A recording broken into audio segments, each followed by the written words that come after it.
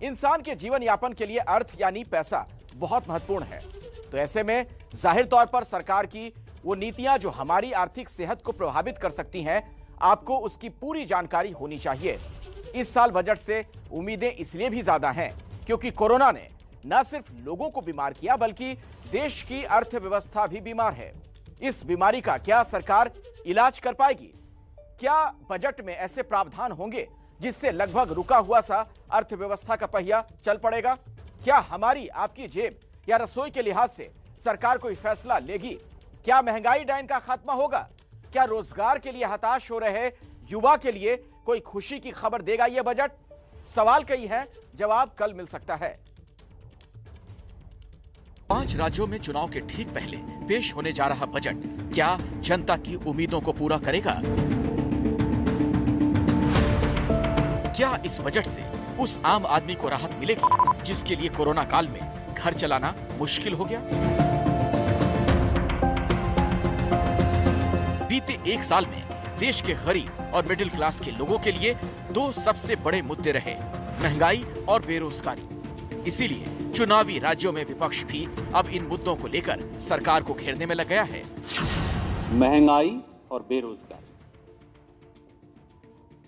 इन दोनों को तमचे से मारिए या इत्र छिड़क कर मारिए या कैसे मारेंगे, ये सरकार की जवाबदेही और जिम्मेवारी का हिस्सा है।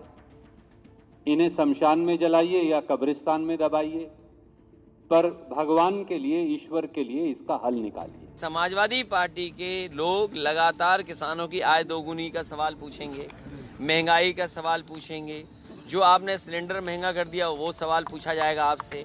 इनको घरों में जाकर के जो पर्चा बांट रहे हैं, सिलेंडर देखना चाहिए भर गया क्या नहीं भरा है। गरीब के घर में अगर ये पर्चा बांटने जा रहे हैं तो हमें तो बता रहे हैं कि आज सरसों का तेल भी इतना महंगा हो गया। क्या बीजेपी को समझ में नहीं आता कि सरसों का तेल इतना महंगा हो गया?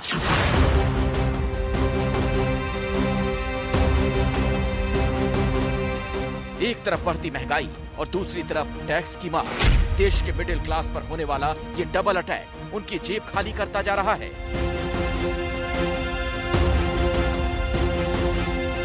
लखनऊ के रहने वाले प्रताप नारायण सिंह MSME सेक्टर से जुड़े हैं। वो पेपर की थैली बनाने का काम करते हैं। प्रताप का कहना है कोरोना ने उनके व्यापार की कमर तोड़ दी। बाजार में पैसा नहीं है, खरीदार गायब है बाजार से। मेन कारण यह है कि लोगों के पास पैसा नहीं है। कमाई तो है लेकिन पैसा नहीं है, उसका बहुत बड़ा हिस्सा टैक्स के रूप में चला जाता है। सरकार की टैक्स कलेक्शन की क्या पोजीशन है ये तो मैं नहीं जानता, लेकिन जनता बेहाल है महंगाई से। ये जो विसंगति है, ये आमदनी और टैक्स में सरकार इसको दूर करे। प्रताप का कहना है कि छोटा व्यापार करने वालों की सबसे बड़ी मुश्किल ये है कि लागत बढ़ती जा रही है, मुनाफा घटता जा रहा है।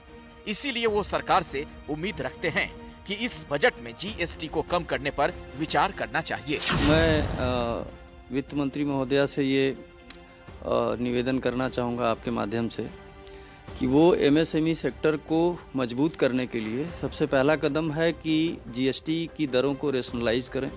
28% की दर को तो मैं कहूँगा एबॉलिश कर देना चाहिए और 18% की जो दर है उसको भी थोड़ा रेशनलाइज करें। उसमें बहुत सारे आइटम हैं जो कि 18% के इतनी आमदनी नहीं है और न जनता देना चाहती है और न सरकार को टैक्स उतना ज़्यादा चार्ज करना चाहिए।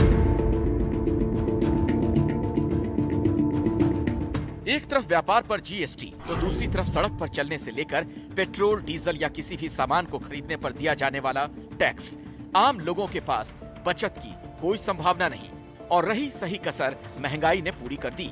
सुलेखा का कहना है जिस तरह से खाने पीने की चीजों के दाम बढ़े, उसे देखते हुए बजट में सरकार को महंगाई कम करने से जुड़े कदम जरूर उठाने चाहिए। राशन पानी से लेके सब्जी भाजी, दूध, दही, सारी चीजें महंगी हो गई हैं, तो इसके लिए बहुत सोचना पड़ता है।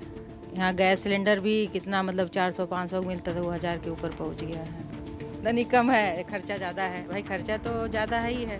बजट से एक दिन पहले सरकार ने जो आर्थिक सर्वेक्षण पेश किया उसमें भी साफ कहा गया है खाने पीने की चीजों में आई महंगाई में 60% हिस्सा खाने के तेल की बढ़ी हुई कीमतों का है। इसके अलावा मीट मछली के दाम भी लगातार बढ़ते रहे।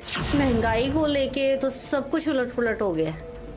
गवर्नमेंट से बहुत सारी ये कोविड को लेके काफी सारी उम्मीदें रखी थी, लेकिन कुछ भी नहीं पूरा हो पा रहा। कोविड वगैरह चीज़ें सस्ती होनी चाहिए थी, सस्ती तो नहीं लेकिन दिन ब दिन बढ़ती जा रही है। सिलेंडर्स की जो रूटीन है वो बढ़ती है, राशन की रेट्स बढ़ गए हैं, स्कूलों की जो फीसें हैं काम चल नहीं रहा लेकिन स्कूलों की फीसें भी पूरी देनी पड़ रही है। होशियारपुर के रहने वाले मनप्रीत सिंह ने लंबे समय तक सरकारी नौकरी के लिए कोशिश की, लेकिन जब सफलता नहीं मिली तो उन्होंने प्राइवेट कंपनी में मार्केटिंग का काम शुरू कर दिया। लेकिन महंगाई और टैक्स के कारण उनके लिए घर चलाना मुश्किल होता जा रहा है। सरकार को यही कहना चाहते हैं कि थोड़ा सा अपनी नीतियों में सुधार लाएं, लोगों को रोजगार दें, थोड़ा महंगाई पे कंट्रोल करें। नौकरी पेशा लोगों की सबसे बड़ी उम्मीद यही है कि इस बजट में सरकार टैक्स के मोर्चे पर राहत का ऐलान करे, जैसे कर मुक्त आय की सीमा 2.5 लाख से बढ़ाई जाए, स्टैंडर्ड डिडक्शन 50,000 से बढ़ाकर 1 लाख किया जाए, जीवन बीमा प्रीमियम को ATC के तहत मिलने वाली छूट से अलग किया जाए। इसके अलावा होम लोन पर मिलने वाली छूट की सीमा भी बढ़ाई जाए।